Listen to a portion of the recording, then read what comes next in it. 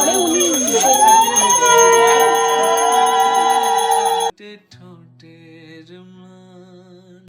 পুজো উপলক্ষে এই প্রথম বৃষ্টির মা আর ঝুমুরের মা এসেছিল আমাদের বাড়িতে। পুজোর মধ্যে এই কিছু কিছু বিশেষ পার্টগুলো না দেখতে ভীষণই ভালো লাগে, আর এখানে সকলে ছিল, আরো ভালো লাগছিল। গল্পে ছড়িয়ে দেবে গন্ধের সুর।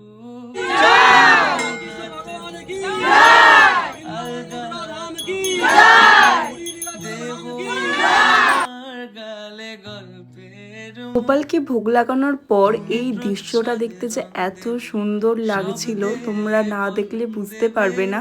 মানে ফোনে যতটা না লাগছে, সামনাসামনি আরো বেশি লাগছে ভালো। আর গোপালের কাছে যে ভোগটা লেগেছিল, সেই মহাভোগটা এখানে সবাইকে অল্প অল্প করে দেওয়া হচ্ছিল। তারপরেই বসে গেছিল ফার্স্ট ব্যাচ, আর প্যান্ডেলটার ঠিক পিছনেই আমরাও বসেছিলাম, বসে এখানে আড্ডা দিচ্ছিলাম। আর এরকম করে করেই second, third, fourth, fifth batch বসে পড়ে। আর লাস্ট ব্যাচে আমি বসেছিলাম আর দোয়েল বসেছিল। তার আগের ব্যাচটা আমার সব বান্ধবীরা বসেছিল, তো ওরা বারবার বলছিল যে বসে পড় বসে পড়। তো আমি ওয়েট করে আছিলাম বাসুর জন্য, মা আছে, বাবা আছে, সবার জন্য। কিন্তু আলটিমেটলি ওদের ব্যাচের পরেই আমরা বসেছি, যেটা লাস্ট ব্যাচ ছিল। আর বাসু তখন অব্দি খাইনি, তো আমার আর দোলের তো প্রচন্ড জোর খিদে পেয়ে গেছিল, তো আমরা দুজন বসেই পড়েছিলাম।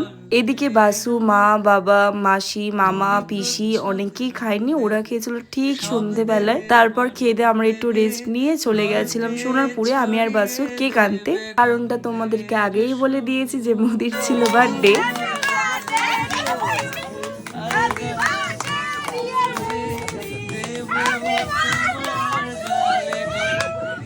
আরে ওকে কেকটা কাটতে দে। ওভারঅল আজকের দিনটা ছিল ভীষণ ভীষণ সুন্দর আমার কাছে, কারণ আজকে ছিল তো বাড়িতে পুজো, তার সাথে মোদির বার্থডে, এইভাবেও সেলিব্রেট করবো ভাবতে পারিনি। আর যার বার্থডে তাকে এইভাবে কেক না মাখালে সেই বার্থডেটা আমার কাছে মনে হয় যে ওটা ইনকমপ্লিটই রয়ে যায়। এখানে তোমরা কি বলো, আমার সাথে একমত তো? এটা ফেশিয়াল। হ্যাঁ এটা ফেশিয়াল। না না দাঁড়া দাঁড়া দাঁড়া, চকলেট চকলেট